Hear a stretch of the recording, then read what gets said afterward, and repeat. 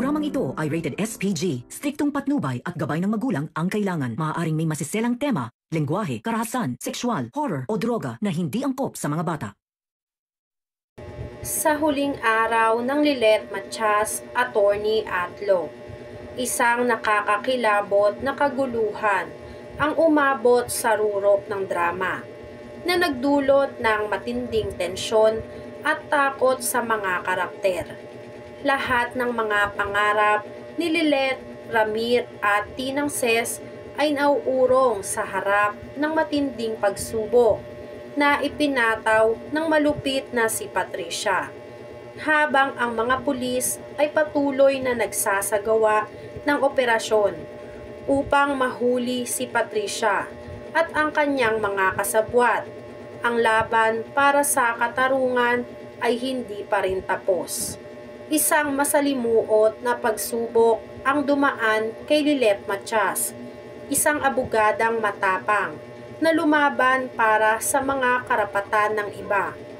Ngunit ngayon, siya mismo ay nanganganib sa mga kamay ng isang bruhang walang kaluluwa. Matapos ang malupit na operasyon ng mga pulis sa bahay ng kanyang kaibigan na si Maricar, nakuha ang mga ebidensya laban kay Patricia na magpapatibay sa kasong ito laban sa kanya. Ngunit hindi pa ito ang katapusan. Bagkus, ito'y nagsilbing daan upang magplano si Patricia ng mas matindi at mapanlinlang na hakbang upang makawala sa kamay ng batas. Samantala si Patricia, ang bruhang may mga lihim na pangarap at hindi matitinag na paghihiganti, ay patuloy na pinapalakas ang kanyang mga galamay sa loob at labas ng kulungan.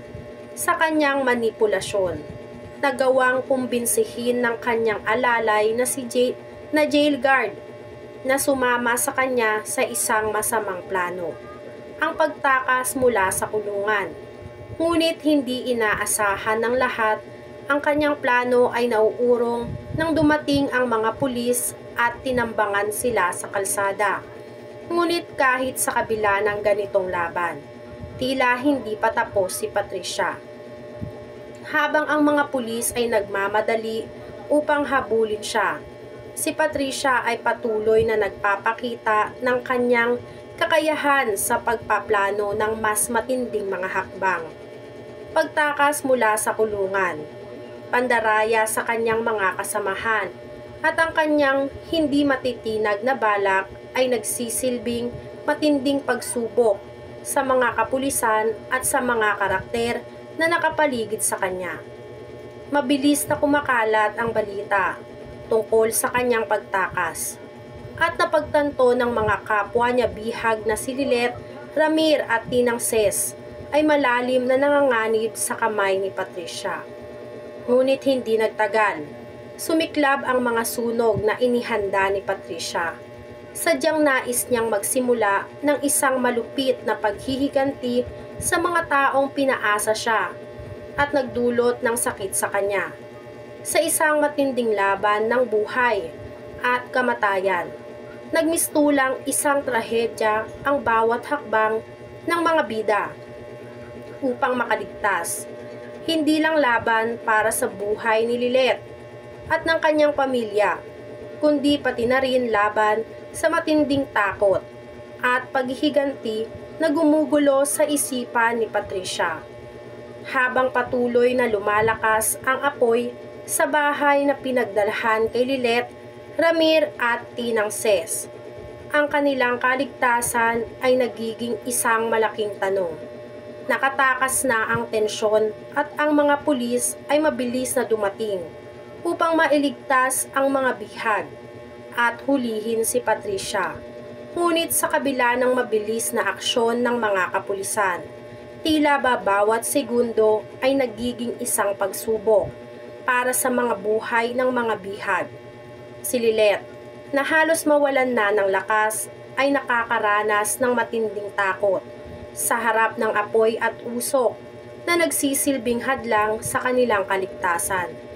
Sa kabilang banda, si Patricia ay patuloy na nagpapakita ng kanyang matinding kasamaan at walang kaluluwang paghihiganti habang pinapalakas ang kanyang galit at puot.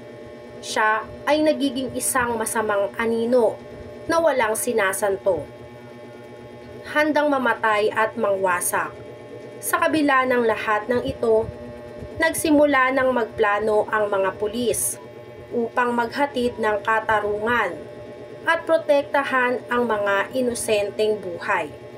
Ngunit ang tunay na tanong na ngayon ay bumabalot sa kwento ng Lilet Matias, Atty. Atlo, ay kung makakaligtas ba sila sa kamay ni Patricia.